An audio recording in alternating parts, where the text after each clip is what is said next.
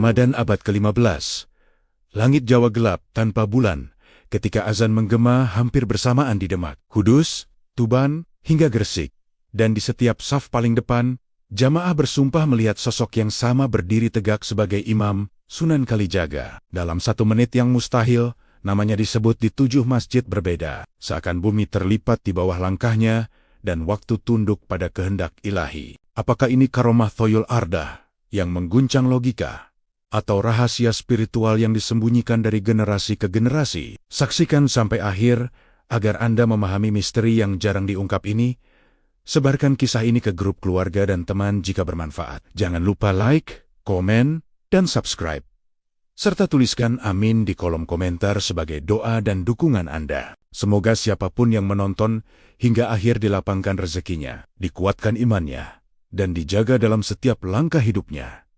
Mari kita mulai kisahnya. Angin laut berembus pelan di pesisir Demak pada suatu malam Ramadan di abad ke-15. Langit tampak gelap tanpa bulan. Hanya cahaya obor yang berkelip di halaman Masjid Agung yang baru berdiri megah sebagai pusat dakwah Kesultanan Demak.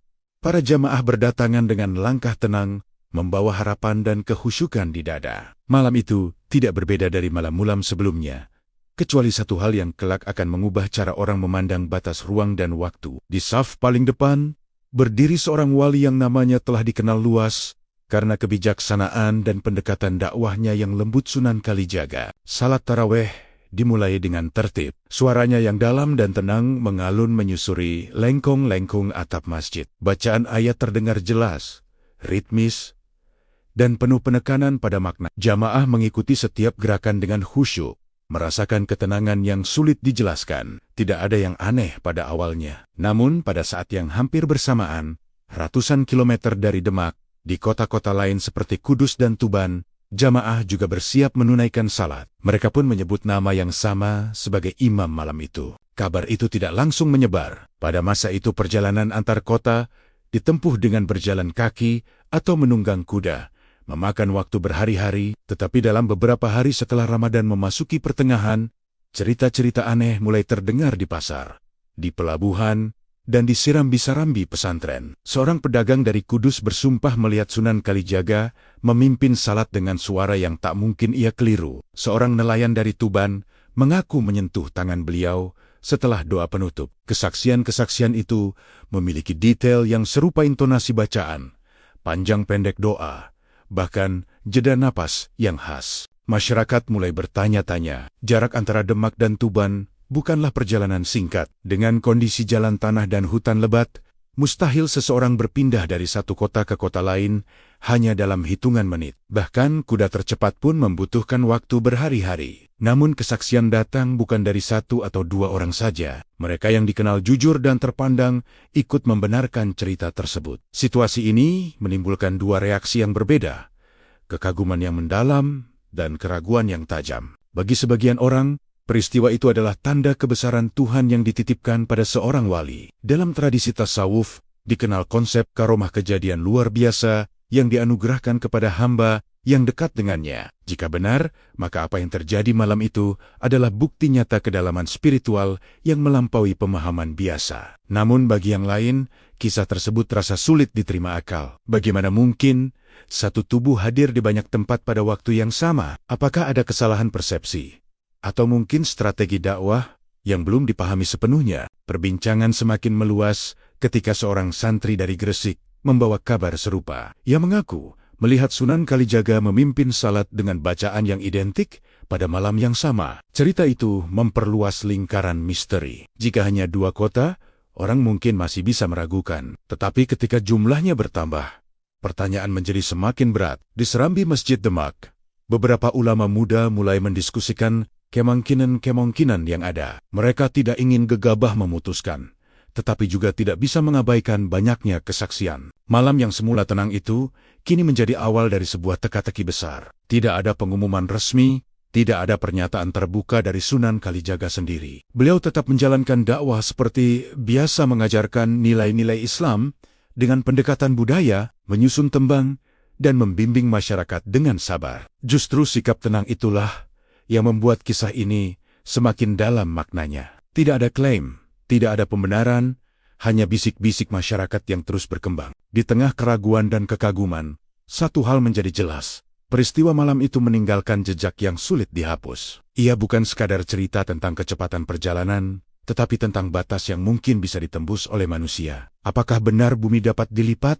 Ataukah ada penjelasan lain yang lebih tersembunyi? Pertanyaan-pertanyaan ini mulai mengarah pada satu istilah yang kelak disebut-sebut sebagai kunci misteri. Thoyul Argilmu melipat bumi. Dan dari sinilah penyelidikan sesungguhnya akan dimulai. Beberapa hari setelah malam yang mengguncang itu, suasana pasar di Demak tidak lagi hanya dipenuhi suara Tower Manowar dan derap kaki kuda. Di antara pedagang kain, penjual rempah, dan pelaut yang baru bersandar, satu topik menjadi bahan bisik-bisik yang sulit dihentikan. Seorang saudagar dari Kudus, yang dikenal jujur dan jarang melebelebikon cerita, berdiri di bawah pohon asam dan bersumpah bahwa ia salat tepat di belakang Sunan Kalijaga pada malam yang sama. Ketika banyak orang di Demak mengaku melihat beliau di sana. Ia menggambarkan suara bacaan yang berat dan tenang, cara beliau menahan napas sebelum ruku, hingga doa kunut yang dibaca dengan intonasi khas. Detail itu terlalu spesifik untuk dianggap sekadar kekeliruan. Kisah dari Kudus belum selesai ketika seorang nelayan dari Tuban ikut bersuara. Ia baru tiba membawa ikan asin dan kabar yang membuat kerumunan semakin rapat. Nelayan itu menceritakan bahwa setelah salat, ia sempat mencium tangan sang wali. Ia merasakan hangat telapak tangan yang sama seperti beberapa bulan sebelumnya saat menghadiri pengajian di Demak. Bahkan ia mengingat aroma kayu cendana yang sering melekat pada jubah beliau. Kesaksian itu bukan sekadar penglihatan dari kejauhan, melainkan interaksi langsung yang sulit dibantah. Cerita terus mengalir. Dari Gresik datang seorang santri muda yang menyampaikan hal serupa. Ia mengatakan bahwa malam itu masjid di kotanya penuh, karena kabar kedatangan Sunan Kalijaga telah tersebar sejak siang. Sang santri memperhatikan gerakan imam dengan saksama, mencatat panjang bacaan surah dan jeda di antara ayat. Ketika mendengar cerita dari Demak dan Kudus beberapa hari kemudian, ia terdiam. Waktu yang disebutkan sama persis. Tidak ada selisih yang bisa dijadikan celah untuk menjelaskan perpindahan fisik secara biasa. Kesamaan detail menjadi titik yang paling mengusik. Para saksi yang tidak saling mengenal menggambarkan pola bacaan, pilihan ayat, hingga cara beliau mengangkat tangan ketika takbir dengan gaya yang identik. Jika ini hanya kebetulan, maka kebetulan itu terlalu sempurna. Sebagian orang mulai mencatat waktu berdasarkan posisi bulan dan perhitungan malam Ramadan, untuk memastikan bahwa semua peristiwa terjadi pada jam yang sama. Hasilnya justru memperkuat keanehan tersebut. Di serambi pesantren, beberapa ulama muda mengumpulkan kesaksian satu persatu. Mereka mencoba menyaring kemungkinan adanya murid yang meniru suara atau gaya beliau. Namun deskripsi tentang wajah, tatapan mata, dan respon spontan terhadap kondisi jamaah membuat teori itu goyah. Salah satu saksi dari Lasem bahkan mengaku bahwa imam malam itu menegur seorang anak kecil yang bercanda di saf belakang dengan cara yang sama persis seperti yang biasa dilakukan Sunan Kalijaga di Demak. Teguran itu halus, penuh kasih, dan diakhiri dengan senyum tipis. Detail semacam ini sulit direkayasa. Masyarakat terbelah dalam dua arus besar. Kelompok pertama menerima peristiwa itu sebagai karomah, tanda kedekatan seorang wali dengan Tuhan. Mereka mengutip kisah-kisah sufi dari Timur Tengah tentang hamba saleh yang mampu menempuh jarak jauh dalam sekejap. Kelompok kedua memilih berhati-hati. Mereka tidak menolak kemungkinan adanya keistimewaan, tetapi tetap mencari penjelasan yang masuk akal. Diskusi berlangsung hingga larut malam, kadang disertai perdebatan yang panas, namun tetap menjaga adab. Sementara itu, Sunan Kalijaga sendiri tidak pernah memberikan klarifikasi terbuka. Beliau tetap hadir di pengajian, menyampaikan ajaran dengan bahasa yang sederhana dan dekat dengan budaya setempat. Sikap tenang itu justru menambah kedalaman misteri. Seolah-olah beliau membiarkan masyarakat merenungkan sendiri makna dari apa yang mereka alami. Tidak ada klaim, tidak ada pembelaan, hanya kelanjutan dakwah yang konsisten. Semakin banyak kesaksian terkumpul, semakin jelas bahwa peristiwa ini bukan sekadar rumor sesaat. Ia telah berubah menjadi pertanyaan kolektif yang menuntut jawaban. Apakah benar satu sosok hadir di banyak tempat dalam waktu yang sama? Ataukah ada dimensi lain yang belum dipahami sepenuhnya oleh manusia pada masa itu? Jawaban atas pertanyaan tersebut mulai mengarah pada satu istilah yang beredar di kalangan para pencari ilmu tasawuf Thoyul Arda. Konsep tentang pelipatan jarak yang diyakini hanya dapat dicapai oleh jiwa yang telah menundukkan egonya sepenuhnya. Misteri pun semakin dalam, dan pencarian makna baru saja dimulai. Perbincangan tentang kehadiran Sunan Kalijaga di berbagai kota pada waktu yang sama akhirnya mengerucut pada satu istilah yang jarang disebut secara terbuka di hadapan orang awam. Thoyul Ar. Istilah ini berasal dari tradisi tasawuf, yang secara harfiah berarti melipat bumi. Di kalangan para pencari ilmu ruhani, konsep tersebut tidak dipahami sebagai sihir atau pertunjukan kekuatan, melainkan sebagai karomah kejadian luar biasa yang diberikan kepada hamba yang mencapai tingkat kedekatan tertentu dengan Tuhan. Namun, bagi masyarakat Jawa abad ke-15, istilah itu terdengar asing, sekaligus menggugah rasa ingin tahu. Di serambi pesantren yang remang oleh cahaya lampu minyak, beberapa ulama mulai menjelaskan makna Thoyul Ardah dengan hati-hati. Mereka merujuk pada kisah-kisah sufi dari Timur Tengah yang menyebut adanya wali yang mampu menempuh jarak jauh dalam waktu singkat karena izin ilahi. Dalam pandangan tasawuf, ruang dan waktu bukanlah batas mutlak, melainkan ciptaan yang tunduk pada kehendak Tuhan. Seorang hamba yang mencapai tingkat fana, yakni meleburkan ego dan kehendak pribadi ke dalam kehendak ilahi, diyakini dapat mengalami realitas yang berbeda dari kebanyakan manusia. Penjelasan ini tidak dimaksudkan untuk memicu sensasi, melainkan untuk memberi kerangka pemahaman atas peristiwa yang sedang ramai dibicarakan. Namun, tidak semua orang langsung menerima penjelasan tersebut. Sebagian santri muda mempertanyakan bagaimana mungkin tubuh fisik dapat berpindah tanpa menempuh jarak secara normal. Mereka menegaskan bahwa Islam mengajarkan rasionalitas dan kehati-hatian dalam menerima kabar. Diskusi menjadi semakin mendalam. Apakah Thoyul Ardah berarti tubuh benar-benar berpindah, ataukah yang hadir adalah manifestasi ruhani yang dapat dilihat oleh jamaah tertentu? Pertanyaan-pertanyaan ini membuka ruang tafsir yang luas. Beberapa guru tasawuf menjelaskan bahwa dalam literatur sufi, perjalanan ruh seringkali lebih ditekankan daripada perpindahan jasad. Ruh, sebagai unsur non-fisik, diyakini tidak terikat oleh hukum ruang seperti tubuh. Jika seseorang mencapai tingkat kesadaran spiritual yang sangat tinggi, ia dapat hadir di berbagai tempat melalui izin Tuhan, meskipun tubuhnya tetap berada di satu lokasi. Konsep ini tentu sulit dipahami secara empiris, tetapi dalam tradisi mistik Islam, hal tersebut bukanlah hal yang sepenuhnya asing. Penjelasan ini mulai menggeser fokus masyarakat dari sekadar keajaiban fisik menuju dimensi batin yang lebih dalam. Dalam konteks Jawa pada masa itu, pendekatan spiritual seperti ini bukan sesuatu yang benar-benar baru. Budaya lokal telah lama mengenal laku tapa,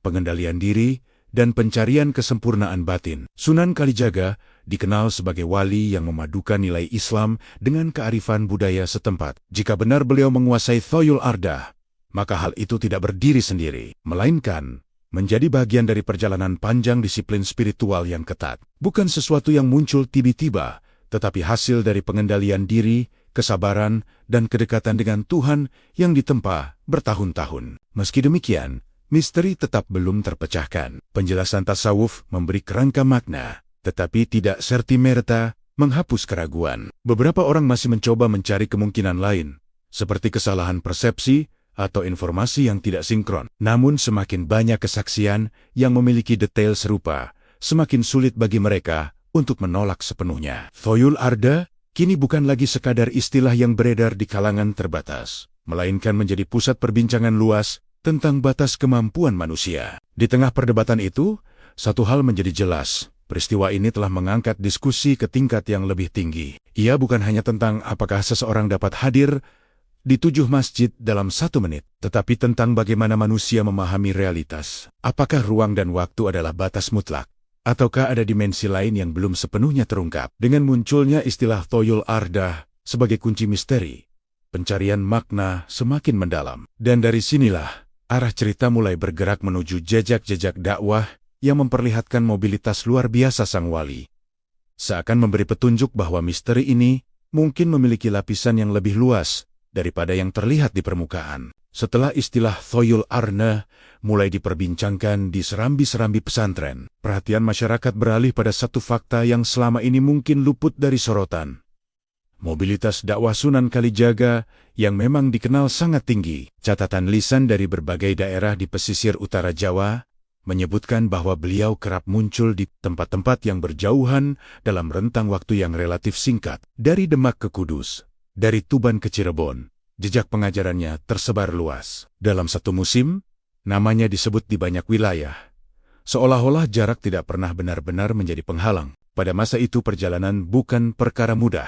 Jalan tanah berlumpur saat musim hujan dan berdebu saat kemarau. Hutan lebat membentang di antara kota-kota, dan sungai-sungai besar harus diseberangi dengan rakit sederhana. Perjalanan dari Demak ke Gresik bisa memakan waktu berhari-hari, bahkan berminggu jika kondisi cuaca buruk. Namun kesaksian masyarakat seringkali menggambarkan kehadiran beliau di berbagai tempat dalam rentang waktu yang terasa terlalu dekat. Hal ini menimbulkan pertanyaan baru. Apakah kecepatan berpindah yang luar biasa itu berkaitan dengan misteri salat di 7 masjid? Beberapa pedagang yang rutin berlayar di jalur pesisir utara mengaku pernah berpapasan dengan rombongan kecil yang diduga mengiringi beliau. Mereka menggambarkan perjalanan yang dilakukan tanpa kemewahan, hanya dengan perlengkapan sederhana dan pengawalan minimal. Tidak ada tanda penggunaan kendaraan khusus atau metode perjalanan yang berbeda dari kebanyakan orang. Namun, entah bagaimana, beliau selalu tiba tepat waktu di tempat yang dijanjikan. Bahkan ketika jarak tempuhnya tergolong ekstrem, konsistensi inilah yang membuat masyarakat mulai melihat pola yang tidak biasa. Selain mobilitas fisik, ada pula faktor jaringan murid yang luas. Sunan Kalijaga dikenal memiliki banyak pengikut dan sahabat sesama wali yang tersebar di berbagai wilayah Jawa. Melalui jaringan inilah ajaran-ajarannya menyebar cepat. Dalam beberapa kesempatan, beliau tidak hanya hadir secara fisik, tetapi juga melalui pengaruh ajarannya yang telah tertanam kuat. Sebuah tembang yang diciptakannya bisa dinyanyikan di banyak tempat secara bersamaan, membawa pesan yang sama. Hal ini membuat sebagian orang mulai bertanya, apakah yang dianggap sebagai kehadiran fisik sebenarnya adalah kekuatan pengaruh spiritual yang meluas? Namun kesaksian tentang pertemuan langsung tetap sulit diabaikan. Seorang kepala kampung di Pajang pernah menceritakan bahwa beliau tiba menjelang maghrib, memberikan nasihat singkat, lalu berangkat kembali sebelum fajar. Beberapa hari kemudian, kabar datang bahwa pada waktu yang hampir sama beliau juga terlihat di Lasem. Jika dihitung secara logis, perjalanan itu tidak mungkin dilakukan tanpa henti dan tanpa kelelahan. Fakta ini semakin mempertebal kesan bahwa ada sesuatu yang melampaui kemampuan perjalanan biasa. Mobilitas dakwah yang tinggi ini juga berdampak pada penyebaran Islam yang relatif cepat di wilayah Jawa.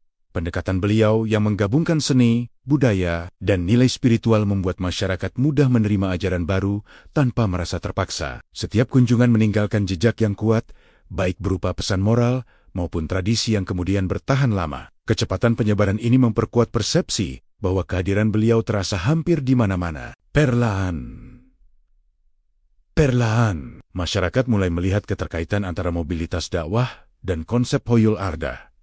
Mungkin yang dilipat bukan sekadar jarak fisik, melainkan hambatan sosial dan budaya. Mungkin yang berpindah cepat bukan hanya tubuh, tetapi juga pengaruh dan pesan. Namun, pertanyaan tentang peristiwa malam Ramadan itu tetap belum terjawab sepenuhnya. Jika mobilitas biasa masih dapat dijelaskan dengan strategi dan jaringan, bagaimana dengan kesaksian serempak pada menit yang sama? Jejak dakwah yang berpindah cepat kini menjadi lapisan baru dalam misteri yang berkembang. Ia menunjukkan bahwa peristiwa itu tidak berdiri sendiri, melainkan berada dalam konteks perjalanan panjang seorang wali yang dikenal luas karena keluasan dan kedalaman spiritualnya. Dan ketika keraguan mulai muncul dari sebagian kalangan yang menuntut pembuktian lebih konkret, cerita ini bergerak menuju tahap berikutnya, sebuah ujian antara iman dan rasionalitas yang akan mempertemukan keyakinan dengan pertanyaan paling mendasar tentang batas manusia. Semakin luas kisah tentang kehadiran Sunan Kalijaga di berbagai kota dalam waktu yang sama,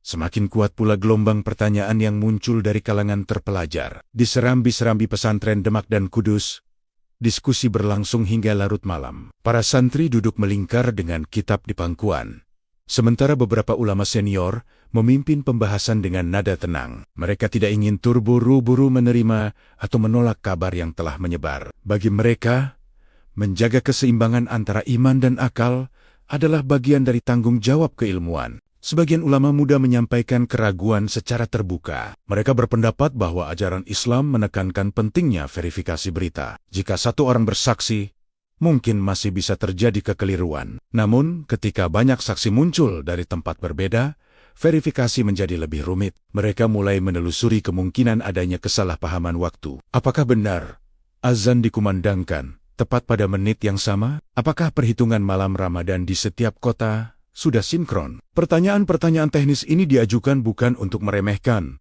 melainkan untuk memastikan kebenaran secara hati-hati. Di sisi lain, kelompok yang menerima kisah itu sebagai karomah merasa bahwa keraguan berlebihan bisa mengikis rasa hormat terhadap seorang wali. Mereka mengingatkan bahwa dalam sejarah Islam terdapat banyak riwayat tentang hamba saleh yang mengalami peristiwa luar biasa. Bagi mereka, kemampuan melipat jarak bukanlah sesuatu yang mustahil jika terjadi atas izin Tuhan. Diskusi pun menjadi semakin dinamis. Tidak ada caci maki, tetapi ketegangan intelektual terasa nyata. Seorang ulama senior mengangkat satu poin penting. Ia mengatakan bahwa keajaiban bukanlah tujuan utama dakwah. Jika memang terjadi, karomah hanyalah dampak dari kedekatan spiritual, bukan sesuatu yang sengaja dipertontonkan. Ia juga mengingatkan bahwa fokus masyarakat seharusnya tidak terjebak pada sensasi, melainkan pada pesan yang dibawa oleh sang wali. Pernyataan itu membuat suasana hening sejenak. Banyak yang mulai menyadari bahwa misteri ini berpotensi mengalihkan perhatian dari inti ajaran. Di luar lingkaran ulama, masyarakat awam menghadapi ujian batin yang berbeda. Sebagian merasa semakin yakin akan kebenaran dakwah yang disampaikan Sunan Kalijaga. Mereka melihat peristiwa itu sebagai penguat iman, tanda bahwa ajaran yang dibawa memiliki kedalaman spiritual.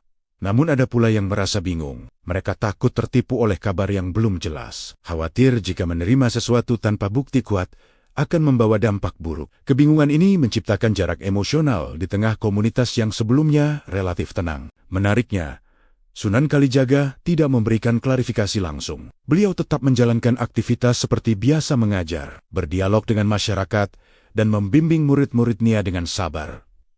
Sikap diam ini memicu tafsir yang beragam. Sebagian melihatnya sebagai tanda kerendahan hati, sementara yang lain berharap ada penjelasan terbuka untuk meredakan polemik. Namun, ketiadaan pernyataan justru memperdalam misteri. Seolah-olah beliau ingin masyarakat belajar menghadapi pertanyaan ini dengan kedewasaan iman dan akal. Ketegangan antara keyakinan dan rasionalitas akhirnya menjadi inti dari perbincangan. Apakah iman berarti menerima tanpa bertanya? Ataukah iman justru tumbuh melalui proses pencarian dan pengujian? Diskusi yang semula berfokus pada satu peristiwa, kini berkembang menjadi refleksi yang lebih luas tentang cara manusia memahami realitas. Dalam proses ini, masyarakat tidak hanya menguji kebenaran sebuah kisah, tetapi juga menguji kedalaman keyakinan mereka sendiri. Perdebatan itu belum menemukan titik temu. Sebaliknya, ia membuka jalan menuju langkah berikutnya, upaya untuk menelaah fakta-fakta konkret yang dapat diukur. Jika peristiwa itu benar-benar terjadi,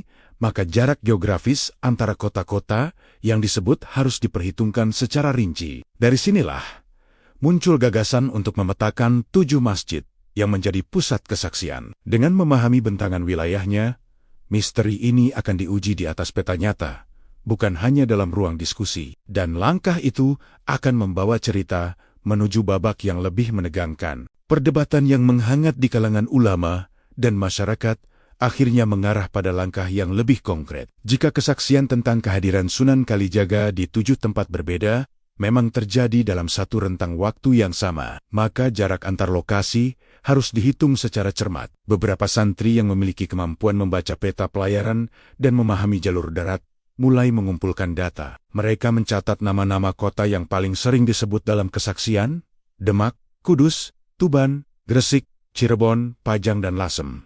7 titik ini membentuk bentangan luas di sepanjang pesisir utara dan sebagian pedalaman Jawa. Pada abad ke-15, perjalanan antar kota sangat bergantung pada kondisi alam. Jalur darat melewati hutan lebat, rawa, dan sungai besar yang tidak selalu memiliki jembatan. Jalur laut pun tidak selalu aman, karena angin dan arus dapat berubah sewaktu-waktu. Jika jarak antara Demak dan Tuban dihitung berdasarkan perkiraan rute darat, perjalanan bisa memakan waktu 3 hingga 5 hari dengan kuda tercepat. Dari Demak ke Cirebon, jaraknya bahkan lebih jauh, melewati wilayah-wilayah yang belum sepenuhnya memiliki infrastruktur tetap. Fakta ini mempertegas bahwa perpindahan fisik dalam hitungan menit hampir mustahil dilakukan dengan sarana yang tersedia saat itu. Para santri kemudian menggambar ulang peta sederhana di atas lembaran kain kasar. Mereka menandai jarak antar kota berdasarkan perkiraan hari tempuh. Hasilnya menunjukkan bahwa untuk mengunjungi semua titik tersebut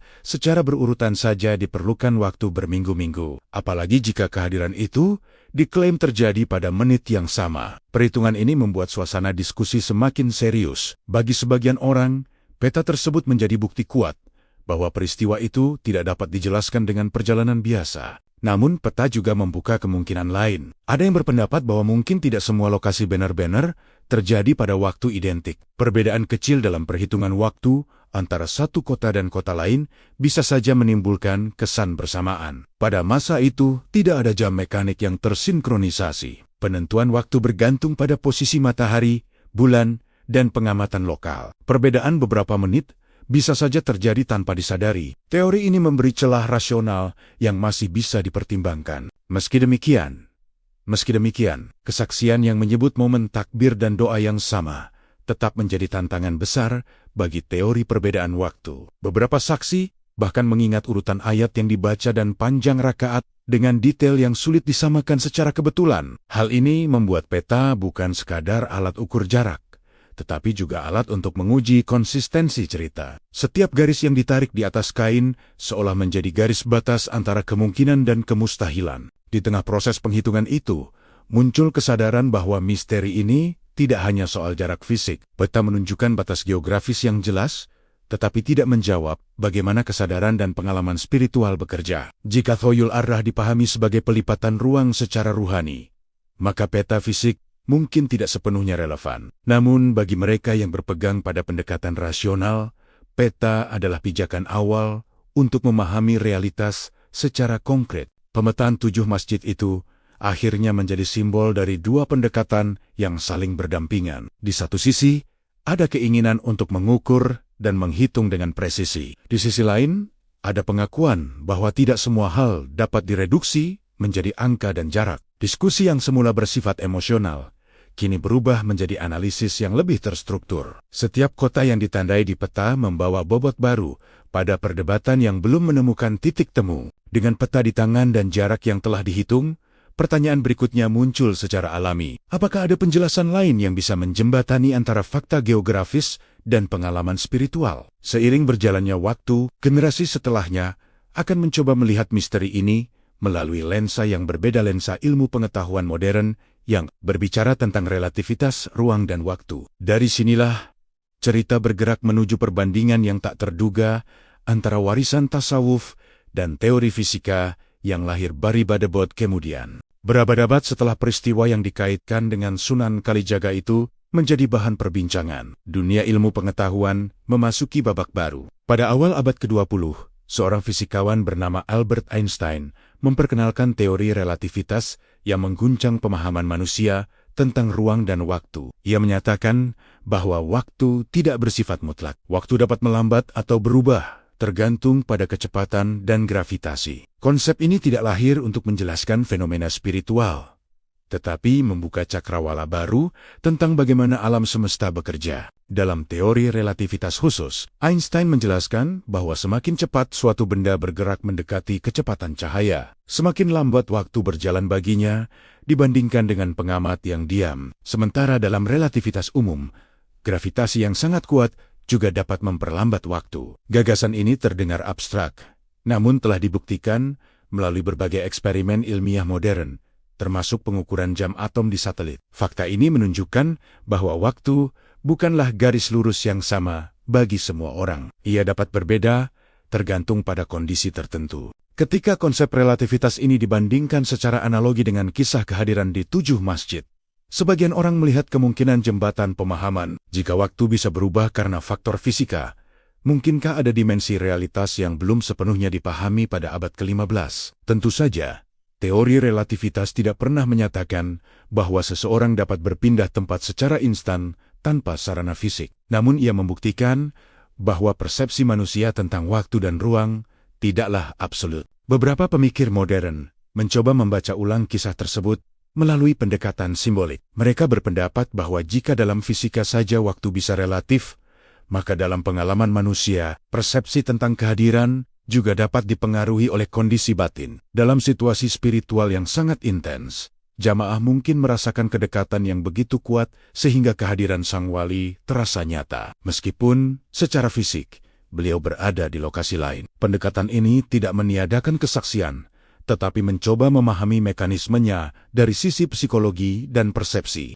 Namun ada pula yang menilai bahwa membandingkan karomah dengan relativitas fisika berisiko menyederhanakan keduanya. Ilmu fisika berbicara tentang hukum alam yang dapat diuji dan diukur, sementara tasawuf berbicara tentang pengalaman batin yang bersifat personal dan transenden. Keduanya berada di ranah yang berbeda. Meski demikian, dialog antara sains dan spiritualitas membuka ruang diskusi yang lebih luas. Ia menunjukkan bahwa pencarian kebenaran tidak harus saling meniadakan. Dalam konteks ini, misteri salat di 7 masjid tidak lagi dipandang semata-mata sebagai peristiwa ajaib atau sekadar legenda. Ia menjadi titik temu antara dua cara pandang besar, keyakinan dan rasionalitas ilmiah. Relativitas waktu mengajarkan bahwa realitas bisa lebih kompleks daripada yang tampak, sementara tasawuf mengajarkan bahwa kesadaran manusia memiliki kedalaman yang belum sepenuhnya dijelajahi. Ketika keduanya ditempatkan berdampingan,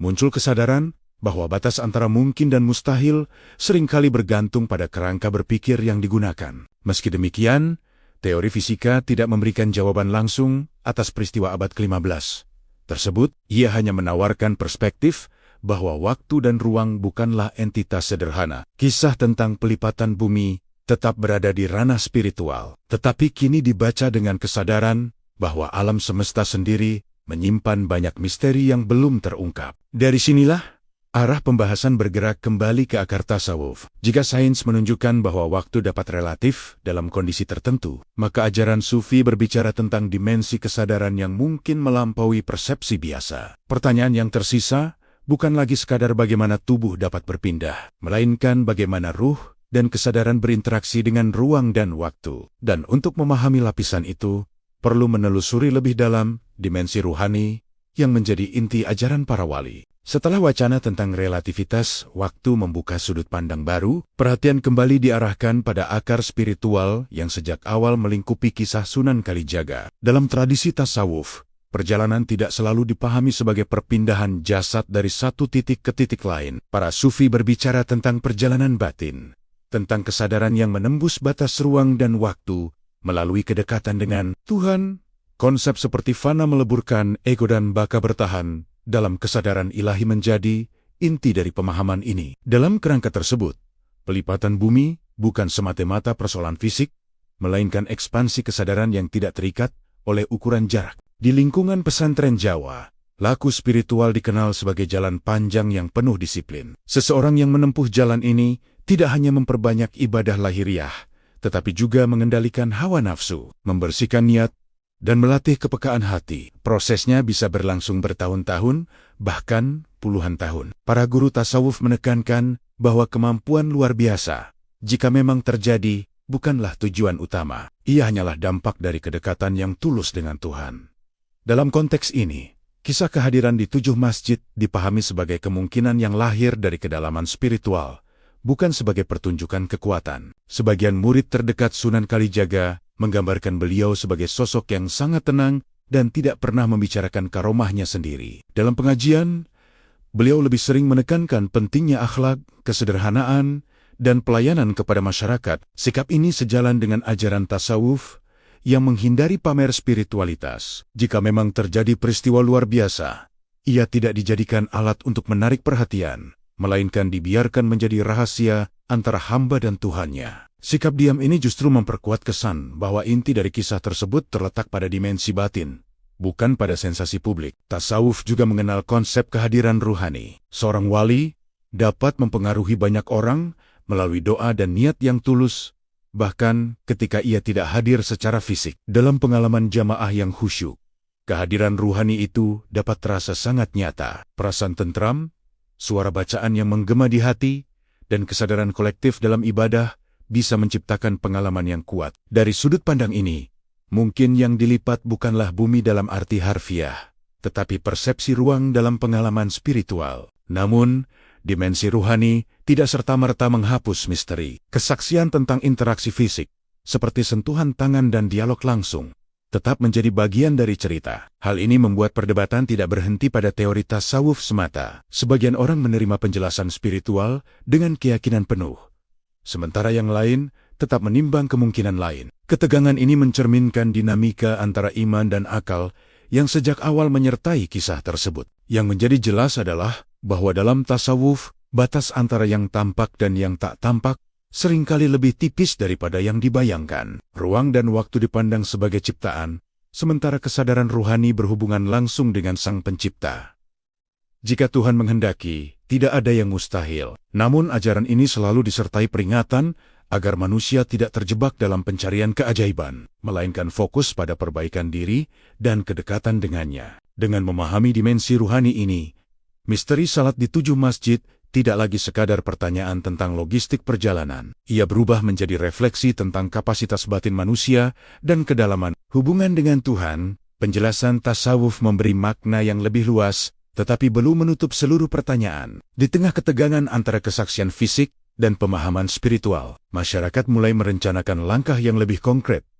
Sebuah upaya pembuktian langsung yang akan menguji cerita ini di bawah pengamatan bersama. Dan dari sinilah kisah bergerak menuju malam yang akan menjadi titik penentuan berikutnya. Perdebatan panjang tentang kehadiran Sunan Kalijaga di 7 masjid akhirnya mendorong sebagian ulama dan tokoh masyarakat mengambil langkah yang lebih tegas. Mereka sepakat untuk melakukan pengamatan serempak pada satu malam Ramadan berikutnya. Tidak ada niat untuk menjebak atau menguji dengan maksud buruk, melainkan untuk mencari kejelasan agar masyarakat tidak terus terpecah antara keyakinan dan keraguan. Rencana itu disusun dengan hati-hati dan disampaikan secara terbatas kepada tokoh-tokoh terpercaya di beberapa kota yang sebelumnya disebut dalam kesaksian. Di Demak, persiapan dilakukan secara tenang. Para santri diminta memperhatikan waktu dengan cermat, berdasarkan posisi bulan dan tanda alam yang biasa digunakan untuk menentukan awal salat. Di Kudus, Tuban, Gresik, Pajang, Lasem, dan Cirebon, pesan serupa dikirim melalui utusan yang berangkat beberapa hari sebelumnya. Mereka membawa instruksi sederhana.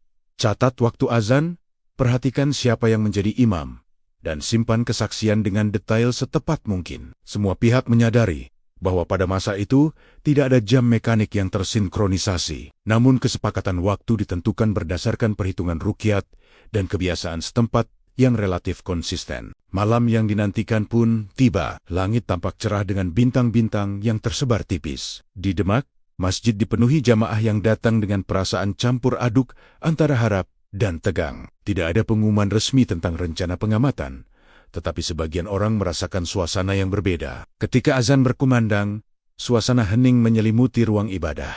Sosok Sunan Kalijaga berdiri di saf paling depan. Bacaan takbir mengalun tenang dan mantap, sama seperti malam-malam sebelumnya. Pada saat yang hampir bersamaan, di kota-kota lain, jamaah juga bersiap menunaikan salat. Di Kudus, seorang ulama setempat mencatat detik takbir pertama berdasarkan pengamatan bayangan bulan. Di Tuban, seorang saudagar yang pernah bersaksi sebelumnya kembali memperhatikan gerakan imam dengan saksama. Di Gresik dan Cirebon, saksi-saksi terpilih berdiri di saf depan, menatap wajah imam dengan penuh konsentrasi. Mereka tidak hanya mengandalkan ingatan, tetapi mencoba merekam detail sebanyak mungkin di benak mereka. Setelah salat selesai, masing-masing kota menyimpan kesaksian itu hingga utusan dapat berkumpul kembali beberapa hari kemudian. Ketika laporan-laporan itu disandingkan di Demak, suasana menjadi tegang. Waktu yang dicatat menunjukkan kesesuaian yang mencolok. Bacaan ayat yang disebutkan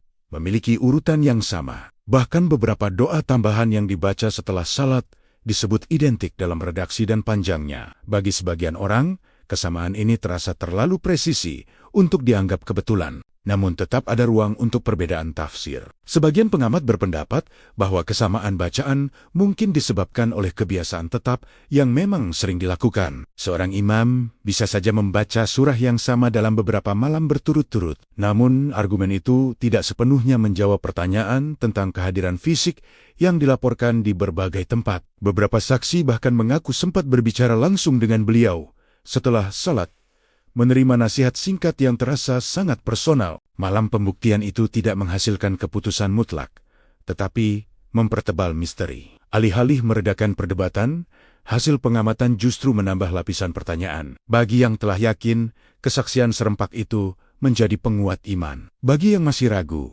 peristiwa tersebut mendorong pencarian penjelasan yang lebih dalam. Tidak ada pengumuman publik tentang hasil perbandingan laporan itu. Diskusi tetap berlangsung dalam lingkaran terbatas untuk menjaga ketenangan masyarakat luas. Yang menjadi jelas adalah bahwa peristiwa ini tidak lagi sekadar cerita yang beredar tanpa dasar. Ada upaya sadar untuk menguji dan mencatat, meski dengan keterbatasan zaman. Ketegangan antara fakta yang dikumpulkan dan penafsiran yang berbeda membuat suasana semakin intens. Di tengah semua itu, pertanyaan baru mulai muncul.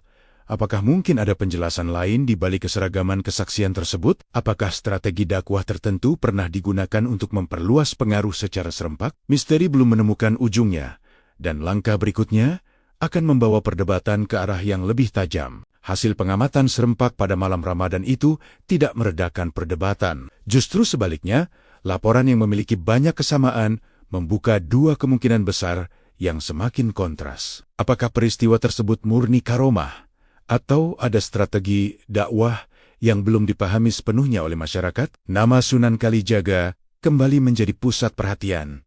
Bukan karena beliau mengklaim sesuatu, melainkan karena kesaksian orang-orang yang merasa yakin melihatnya secara langsung. Sebagian ulama mencoba melihat kemungkinan adanya pola terencana. Sunan Kalijaga dikenal memiliki jaringan murid yang luas dan loyal. Para murid ini tersebar di berbagai kota dan memiliki kemampuan membaca Al-Quran dengan tartil yang baik. Mungkinkah ada koordinasi tertentu sehingga pada malam yang sama, bacaan dan gaya salat dibuat seragam untuk menciptakan kesan kehadiran tunggal? Teori ini muncul bukan untuk merendahkan, tetapi sebagai upaya mencari penjelasan rasional atas keseragaman detail yang dilaporkan. Dalam sejarah dakwah, penggunaan strategi yang cerdas bukanlah hal yang asing. Namun teori tersebut menghadapi kendala serius. Kesaksian tidak hanya menyebut kesamaan bacaan, tetapi juga interaksi personal. Beberapa saksi mengaku menerima jawaban atas pertanyaan yang hanya mereka dan sang wali ketahui sebelumnya. Seorang saudagar di Gresik menyampaikan bahwa setelah salat,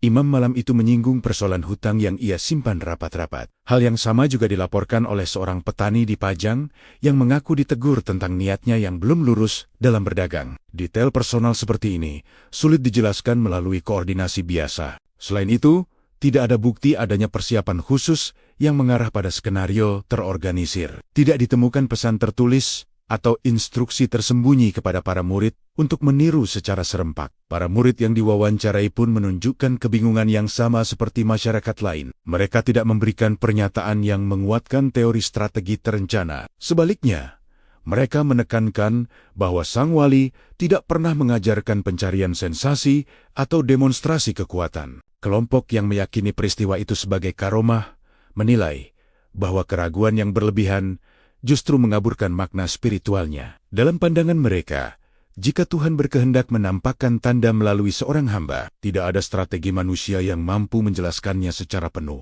Mereka mengingatkan bahwa sejarah Islam mencatat banyak peristiwa luar biasa yang tidak dapat direduksi menjadi logika biasa. Namun mereka juga mengakui bahwa keajaiban bukanlah inti dari dakwah, melainkan konsekuensi dari kedekatan dengan Tuhan. Di sisi lain, para pemikir rasional tetap berhati-hati. Mereka tidak menolak kemungkinan adanya karomah, tetapi juga tidak ingin masyarakat menerima cerita tanpa refleksi kritis. Mereka mengingatkan bahwa kekaguman yang berlebihan bisa mengarah pada kultus individu. Dalam diskusi yang semakin intens, muncul kesadaran bahwa yang sedang diuji bukan hanya kebenaran peristiwa, tetapi juga kedewasaan komunitas dalam menyikapi hal luar biasa. Sementara itu, Sunan Kalijaga tetap menjalankan aktivitasnya seperti biasa. Tidak ada pernyataan pembelaan atau penegasan. Beliau terus berdakwah dengan pendekatan budaya, menyampaikan nilai-nilai tauhid melalui tembang dan simbol-simbol yang mudah dipahami masyarakat Jawa.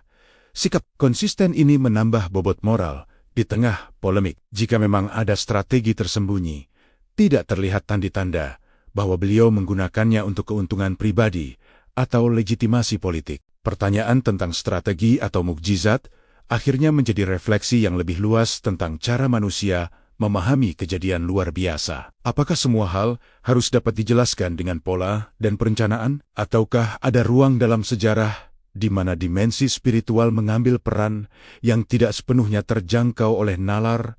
Perdebatan ini belum mencapai ujungnya. Justru, perhatian kini mulai tertuju pada dampak sosial dan politik dari kisah tersebut. Jika masyarakat semakin meyakini karomah itu, bagaimana pengaruhnya terhadap struktur kekuasaan dan legitimasi di Kesultanan Demak? Ketegangan baru pun mulai terbentuk di balik layar. Misteri yang melibatkan nama Sunan Kalijaga tidak lagi sekadar menjadi bahan diskusi di serambi pesantren dan pasar-pasar pesisir. Kabar tentang kehadiran di 7 masjid dalam satu waktu mulai terdengar hingga ke lingkungan elit Kesultanan Demak. Para penguasa tidak bisa mengabaikan dampak sosial dari cerita tersebut. Dalam struktur masyarakat abad ke-15, legitimasi spiritual memiliki pengaruh besar terhadap stabilitas politik. Seorang wali yang dipandang memiliki karomah luar biasa dapat memperkuat kepercayaan rakyat terhadap kekuasaan yang menaunginya. Namun di sisi lain, sensasi yang tak terkendali juga bisa memicu kesalahpahaman dan potensi perpecahan. Di dalam lingkungan istana, beberapa penasihat menyarankan agar isu tersebut disikapi dengan hati-hati. Mereka menyadari bahwa nama Sunan Kalijaga telah lama dihormati karena pendekatan dakwahnya yang bijaksana dan adaptif terhadap budaya lokal. Jika kisah karomah itu semakin dipercaya, wibawa spiritual beliau akan semakin kuat. Hal ini secara tidak langsung juga memperkuat posisi Kesultanan Demak sebagai pusat penyebaran Islam di Jawa. Namun para penguasa juga mempertimbangkan kemungkinan munculnya kelompok-kelompok yang memanfaatkan cerita itu untuk kepentingan tertentu. Para ulama senior di Demak mengadakan pertemuan tertutup untuk membahas langkah yang perlu diambil. Diskusi tidak berfokus pada benar atau salahnya peristiwa, melainkan pada dampaknya terhadap masyarakat. Mereka sepakat bahwa yang paling penting adalah menjaga ketenangan publik dan mencegah berkembangnya rumor yang berlebihan. Sebagian ulama menyarankan agar perhatian diarahkan kembali pada ajaran inti yang disampaikan Sunan Kalijaga, bukan pada aspek keajaiban. Sikap ini menunjukkan kehati-hatian dalam memelihara keseimbangan antara penghormatan dan rasionalitas. Reaksi dari kalangan ulama tidak seragam. Ada yang melihat kisah tersebut sebagai penguat dakwah dan bukti bahwa para wali memiliki kedudukan istimewa. Mereka menganggap tidak perlu melakukan klarifikasi terbuka karena masyarakat telah merasakan manfaat spiritual dari ajaran yang disampaikan. Namun ada pula yang menilai bahwa diam tanpa penjelasan dapat menimbulkan spekulasi liar. Mereka khawatir bahwa generasi mendatang akan memaknai peristiwa itu secara berlebihan dan melupakan pesan utama tentang tauhid dan akhlak. Di tengah perdebatan internal itu, sikap Sunan Kalijaga tetap konsisten. Beliau tidak menunjukkan perubahan perilaku atau peningkatan jarak dengan masyarakat. Dalam pertemuan-pertemuan dakwah, beliau tetap berbicara tentang kesederhanaan, pentingnya kerja keras, dan menjaga niat yang lurus. Ketika sebagian orang mencoba menyinggung peristiwa tersebut secara langsung, beliau menjawab dengan kalimat yang tidak mengarah pada pembenaran ataupun penolakan. Sikap tenang ini membuat para penguasa dan ulama semakin berhati-hati dalam mengambil langkah. Kesultanan Demak akhirnya memilih pendekatan yang moderat. Tidak ada pernyataan resmi yang menguatkan atau membantah kisah tersebut. Mereka membiarkan diskusi berjalan di kalangan terbatas sambil memastikan bahwa stabilitas sosial tetap terjaga. Strategi ini menunjukkan kesadaran bahwa fenomena spiritual seringkali memiliki dampak yang lebih luas daripada yang terlihat. Mengintervensi secara terbuka bisa memperkeruh suasana, sementara membiarkannya berkembang tanpa pengawasan juga berisiko. Reaksi para penguasa dan ulama memperlihatkan bahwa misteri ini bukan hanya persoalan iman individu. Ia telah menjadi isu sosial yang menyentuh legitimasi, otoritas, dan kepercayaan kolektif. Dalam masyarakat yang sedang mengalami transformasi keagamaan, setiap peristiwa luar biasa memiliki resonansi yang besar. Keputusan untuk bersikap tenang dan tidak tergesa-gesa mencerminkan upaya menjaga keseimbangan antara penghormatan terhadap wali dan tanggung jawab terhadap masyarakat luas. Namun meskipun istana dan ulama memilih pendekatan moderat, pertanyaan tentang hakikat peristiwa itu tetap menggantung. Masyarakat masih ingin memahami apa yang sebenarnya terjadi pada malam Ramadan tersebut. Di tengah ketenangan yang dijaga secara resmi, diskusi berlanjut di lingkaran murid-murid terdekat. Mereka yang paling lama mendampingi Sunan Kalijaga mulai memberikan penjelasan yang lebih mendalam tentang perjalanan batin dan penguasaan diri. Dari sanalah lapisan baru misteri ini akan terbuka, membawa cerita ke ranah pengalaman spiritual yang lebih intim. Di tengah perdebatan yang melibatkan ulama dan penguasa, suara yang jarang terdengar secara terbuka justru datang dari lingkaran terdekat Sunan Kalijaga. Para murid yang telah lama mendampingi beliau memilih berbicara bukan tentang keajaiban, melainkan tentang perjalanan batin yang mereka saksikan selama bertahun-tahun. Mereka tidak menolak kesaksian masyarakat, tetapi mengarahkan perhatian pada proses panjang yang membentuk kedalaman spiritual sang wali. Bagi mereka, memahami laku batin jauh lebih penting daripada membuktikan perpindahan fisik. Seorang murid senior menceritakan bagaimana gurunya menjalani disiplin rohani dengan ketat. Ia menyebut malam-malam panjang yang diisi dengan zikir dalam kesunyian, puasa yang tidak diumumkan, dan pengendalian diri yang konsisten. Dalam pengamatan mereka, kekuatan terbesar Sunan Kalijaga bukan terletak pada kemampuan luar biasa, melainkan pada kemampuannya menundukkan ego. Dalam tasawuf, kondisi ini dikenal sebagai fana, keadaan ketika kehendak pribadi dileburkan dalam kehendak ilahi. Ketika seseorang mencapai tingkat ini, ia tidak lagi memandang dirinya sebagai pusat, melainkan sebagai sarana. Para murid menjelaskan bahwa dalam keadaan batin yang sangat jernih, persepsi tentang ruang dan waktu bisa berubah. Mereka menggambarkan pengalaman saat berzikir bersama. Ketika waktu terasa berjalan lebih cepat, atau justru melambat tanpa disadari, perasaan khusyuk yang mendalam membuat jarak terasa dekat dan beban terasa ringan. Bagi mereka, inilah kunci untuk memahami kisah kehadiran di 7 masjid, bukan sekadar persoalan tubuh berpindah, tetapi tentang kesadaran yang melampaui batas persepsi biasa. Salah satu murid mengisahkan pengalaman pribadinya saat menemani gurunya dalam perjalanan dakwah. Dalam satu kesempatan, ia merasa siuluyala perjalanan panjang yang biasanya melelahkan menjadi sangat singkat. Tidak ada perubahan pada jarak fisik, tetapi kondisi batin yang tenang membuat waktu terasa berbeda. Pengalaman ini tidak dianggap sebagai bukti ilmiah, melainkan sebagai gambaran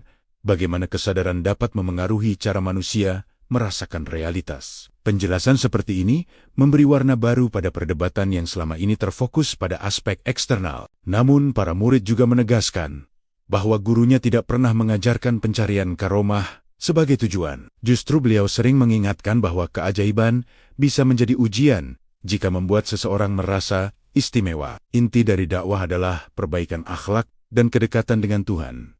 Jika masyarakat terfokus pada kisah luar biasa dan melupakan pesan moralnya, maka esensi ajaran bisa hilang. Penegasan ini memperlihatkan bahwa bagi lingkaran terdekat, misteri tersebut bukan pusat dari perjalanan spiritual. Meski demikian, mereka tidak menolak kemungkinan bahwa sesuatu yang luar biasa memang terjadi. Dalam keyakinan mereka, jika Tuhan menghendaki seorang hamba hadir di banyak tempat, maka hal itu bukan mustahil. Namun mereka juga menyadari bahwa membuktikan hal tersebut secara fisik bukanlah tugas manusia. Yang lebih penting adalah menjaga niat dan memperdalam ibadah.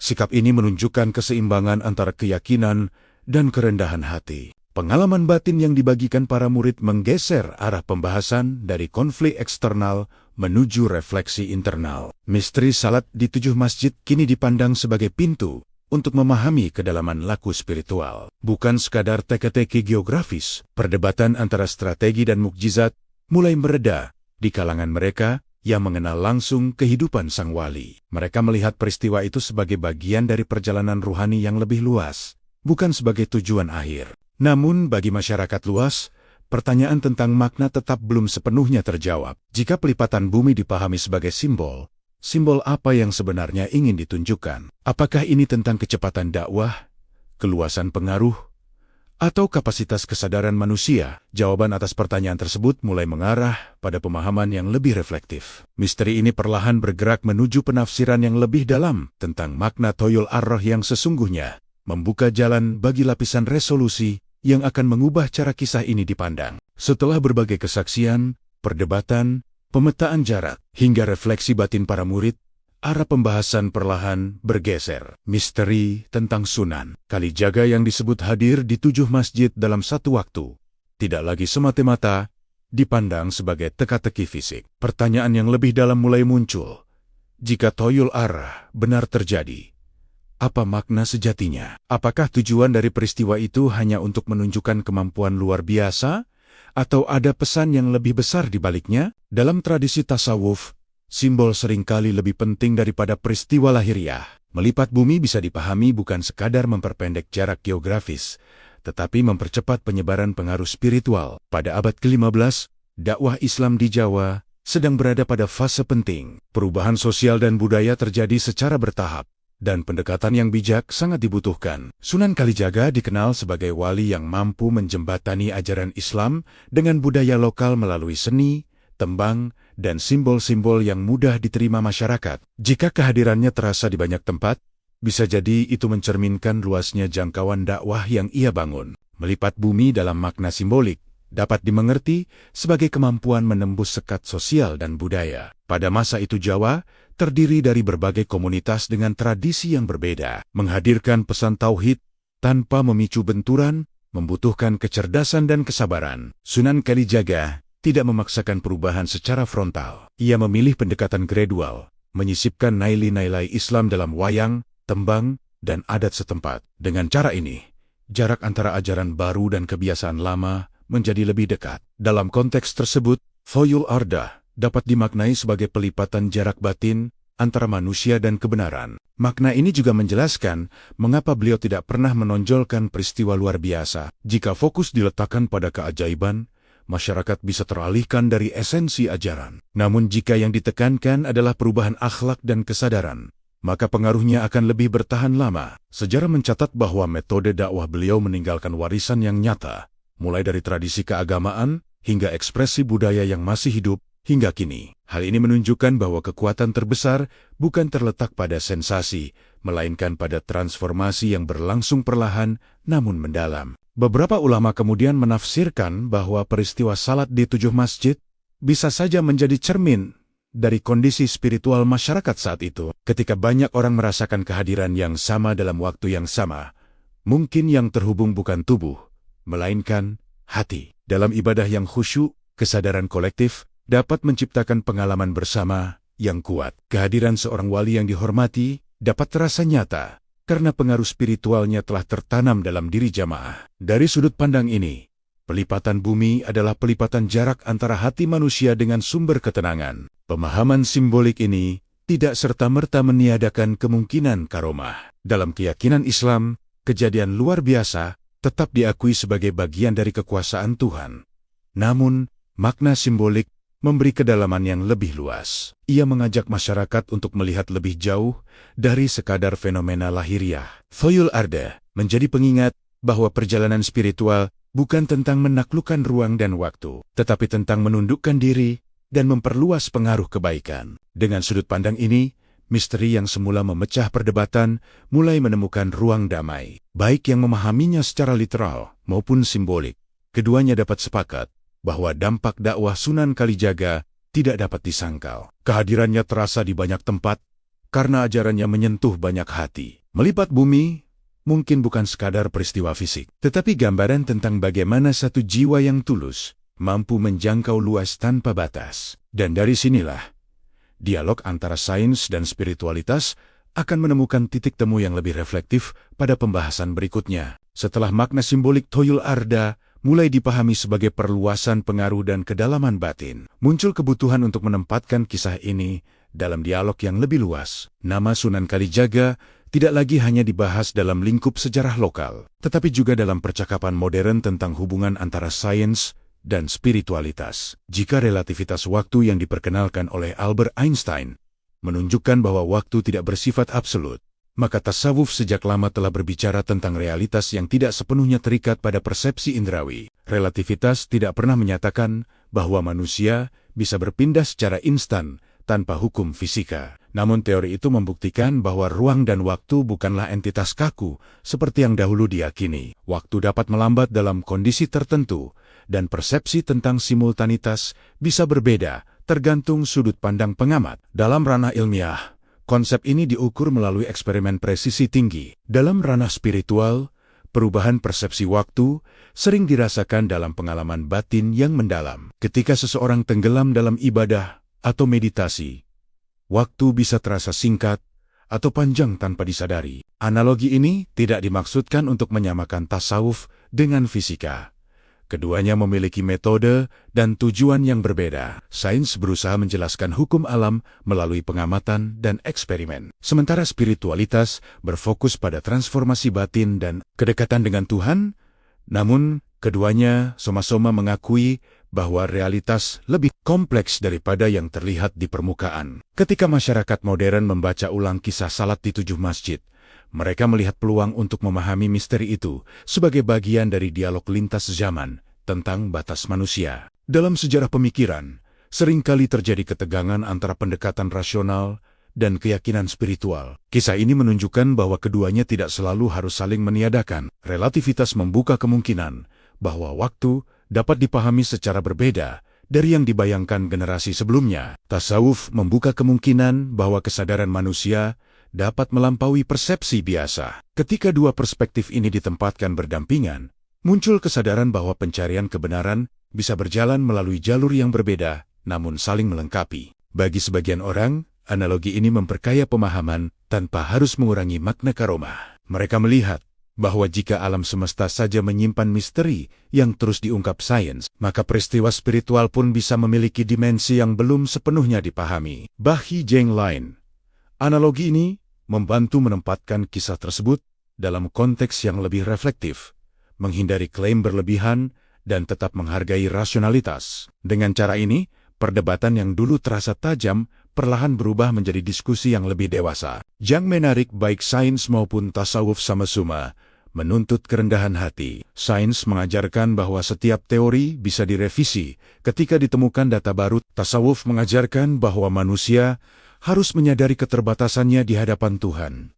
Dalam kisah ini, kerendahan hati menjadi jembatan antara dua dunia. Mengakui bahwa tidak semua hal dapat dijelaskan sepenuhnya bukan berarti menyerah, melainkan membuka ruang untuk terus belajar. Analogi antara sains dan spiritualitas akhirnya menggeser fokus dari pembuktian literal menuju pemahaman yang lebih luas. Misteri salat di 7 masjid tidak lagi sekadar dipertanyakan sebagai mungkin atau mustahil, tetapi dipahami sebagai refleksi tentang bagaimana manusia memandang ruang, waktu, dan kesadaran. Ia menjadi cermin bagi generasi berikutnya untuk menimbang kembali batas antara yang dapat diukur dan yang dapat dirasakan. Dengan perspektif ini, kisah tersebut tidak berhenti pada satu peristiwa. Ia berlanjut sebagai warisan pemikiran yang menghubungkan masa lalu dengan masa kini. Dialog antara relativitas dan tasawuf tidak menyelesaikan semua pertanyaan, tetapi memperkaya cara pandang terhadap misteri. Dan dari sanalah, perhatian beralih pada warisan nyata yang ditinggalkan Sunan Kalijaga. Warisan yang dapat dilihat dan dirasakan hingga hari ini, melampaui perdebatan tentang ruang dan waktu. Terlepas dari perdebatan tentang Toyol Arda dan misteri salat di 7 masjid, satu hal yang tidak dapat disangkal adalah jejak nyata yang ditinggalkan Sunan Kalijaga dalam sejarah Jawa.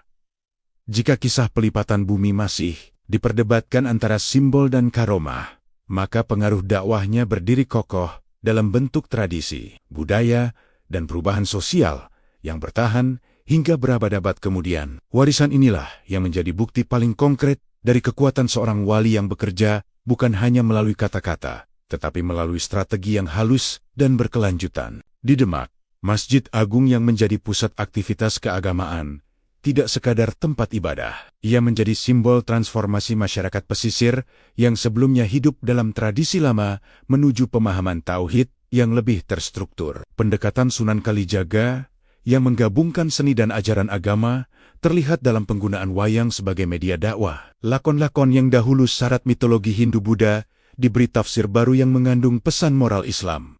Dengan cara ini, jarak antara keyakinan lama dan ajaran baru tidak dihapus secara paksa, tetapi dijembatani secara bertahap. Tembang-tembang yang dinisbatkan kepadanya masih dinyanyikan hingga kini. Nilai-nilai tentang kejujuran, kesederhanaan, dan kesadaran diri disampaikan melalui bahasa yang mudah dipahami rakyat. Inilah bentuk pelipatan jarak yang paling nyata, bukan jarak geografis, melainkan jarak budaya dan sosial. Masyarakat yang sebelumnya mungkin merasa asing terhadap ajaran baru, perlahan menerima karena pesan tersebut hadir dalam bentuk yang akrab. Strategi ini menunjukkan bahwa kekuatan dakwah tidak selalu berada pada peristiwa luar biasa, tetapi pada konsistensi dan kecerdasan membaca kondisi zaman. Warisan tersebut juga terlihat dalam pola hubungan antara ulama dan masyarakat. Sunan Kalijaga tidak membangun jarak hierarkis yang kaku. Ia hadir di tengah rakyat, mendengar keluhan mereka, dan memberi solusi yang relevan dengan kehidupan sehari-hari.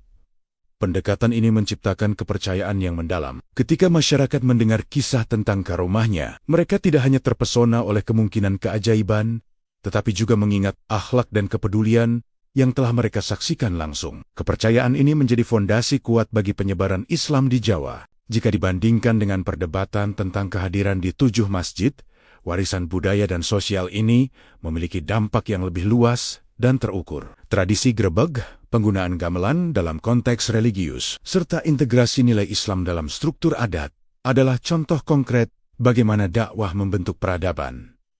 Pengaruh tersebut tidak berhenti pada satu generasi. Ia diteruskan oleh murid-murid dan jaringan wali lainnya, menciptakan kesinambungan yang memperkuat identitas Islam Nusantara. Dalam perspektif sejarah, inilah bentuk kehadiran yang paling nyata. Seorang wali mungkin diperdebatkan mengenai kemampuan melipat ruang, tetapi ajarannya yang tertanam dalam kebiasaan masyarakat tidak dapat dipungkiri. Kehadiran yang melampaui waktu tercermin dalam bertahannya nilai-nilai yang ia tanamkan. Jika pelipatan bumi dipahami sebagai simbol, maka simbol itu terwujud dalam kemampuan menjangkau banyak lapisan masyarakat tanpa memicu benturan besar. Warisan yang bertahan abad ini juga menjadi pengingat bahwa dampak sejati dari seorang tokoh tidak selalu diukur dari peristiwa spektakuler. Ia diukur dari perubahan yang berlangsung lama dan membentuk arah sejarah. Sunan Kalijaga tidak hanya dikenang karena kisah misterius, tetapi karena metode dakwah yang membumi dan relevan. Dengan cara ini, misteri tentang salat di 7 masjid menjadi bagian dari narasi yang lebih besar tentang transformasi sosial dan spiritual di Jawa. Ketika melihat warisan tersebut, perdebatan tentang literal atau simbolik terasa lebih seimbang. Apapun penafsiran terhadap Thoyul Ardah, dampak nyata dari dakwahnya tetap berdiri sebagai fakta sejarah. Dari sinilah kisah ini bergerak menuju penutup yang lebih reflektif, bukan tentang pembuktian fisik, melainkan tentang batas-batas yang mungkin terbuka dalam pemahaman manusia terhadap ruang, waktu, dan kesadaran. Pada akhirnya misteri tentang Sunan Kalijaga yang disebut salat di 7 masjid, dalam 1 menit tidak pernah menemukan satu jawaban tunggal yang disepakati semua pihak. Namun justru disitulah letak kekuatannya. Kisah ini membuka ruang refleksi yang melampaui perdebatan tentang mungkin atau mustahil. Ia memaksa manusia bertanya kembali tentang batas ruang, waktu, dan kesadaran. Apakah semua yang tidak terukur harus dianggap tidak ada? Ataukah ada wilayah pengalaman yang memang tidak sepenuhnya tunduk pada metode pengukuran biasa? Sejarah mencatat bahwa peristiwa besar seringkali meninggalkan 2 jejak, fakta yang dapat ditelusuri dan makna yang terus ditafsirkan. Dalam kisah ini, fakta tentang dakwah Sunan Kalijaga jelas terlihat dalam perubahan sosial dan budaya Jawa. Namun, makna tentang Thoyul Ardah tetap hidup sebagai percakapan lintas generasi. Setiap zaman membaca ulang cerita itu dengan kerangka berpikirnya sendiri. Generasi awal melihatnya sebagai karomah, generasi berikutnya mencoba memahaminya melalui simbol, dan generasi modern mendialogkannya dengan sains. Batas yang terbuka bukan hanya batas fisik antara kota-kota yang berjauhan, tetapi batas dalam cara manusia memahami realitas. Relativitas waktu mengajarkan bahwa alam semesta lebih kompleks daripada yang dibayangkan. Tasawuf mengajarkan bahwa hati manusia memiliki kedalaman yang belum sepenuhnya dijelajahi. Ketika 2 perspektif ini bertemu dalam satu kisah sejarah, muncul kesadaran bahwa kebenaran seringkali memiliki lapisan. Tidak semua lapisan dapat disentuh dengan tangan, tetapi dapat dirasakan melalui pemahaman yang lebih luas. Kisah ini juga mengajarkan tentang kerendahan hati dalam menghadapi misteri, baik yang meyakini secara literal maupun yang memahami secara simbolik. Keduanya dihadapkan pada kenyataan bahwa manusia memiliki keterbatasan. Mengakui keterbatasan bukan berarti menyerah pada kebingungan, melainkan membuka diri untuk terus belajar. Dalam konteks ini, pelipatan bumi dapat dipahami sebagai ajakan untuk melipat jarak antara pengetahuan dan kebijaksanaan, antara keyakinan dan nalar. Warisan Sunan Kalijaga menunjukkan bahwa dampak sejati seorang tokoh tidak hanya diukur dari peristiwa luar biasa, tetapi dari perubahan yang bertahan lama. Kehadirannya terasa di banyak tempat, bukan semata karena cerita tentang keajaiban, melainkan karena nilai yang ia tanamkan hidup dalam masyarakat. Jika satu jiwa dapat mempengaruhi banyak hati dalam waktu yang sama, bukankah itu juga bentuk kehadiran yang melampaui batas? Dalam makna ini, misteri salat di 7 masjid menjadi simbol dari keluasan pengaruh yang tidak dibatasi oleh jarak. Di tengah dunia modern yang serba terukur dan cepat, kisah ini tetap relevan. Ia mengingatkan bahwa di balik angka dan peta, ada dimensi batin yang membentuk pengalaman manusia. Ruang dan waktu mungkin dapat dihitung, tetapi makna seringkali lahir dari sesuatu yang lebih dalam. Pertanyaan tentang apakah bumi benar-benar dilipat mungkin tidak pernah terjawab secara final. Namun pertanyaan itu sendiri telah membuka cakrawala pemahaman baru. Batas yang terbuka bukanlah akhir, melainkan awal dari pencarian berikutnya. Kisah ini tidak memaksa satu kesimpulan, tetapi mengundang pembaca dan pendengar untuk merenung. Apakah yang sebenarnya dilipat pada malam Ramadan itu jarak antar kota, atau jarak antara manusia dan kesadaran yang lebih tinggi? Jawaban mungkin berbeda bagi setiap orang. Namun, satu hal tetap jelas. Misteri yang diwariskan Bari Badabod lalu masih mampu menggugah pikiran dan hati hingga hari ini. Dan di sanalah kisah ini menemukan penutupnya, bukan sebagai akhir dari pertanyaan, melainkan sebagai pembuka bagi pemahaman yang lebih luas tentang ruang, waktu, dan makna.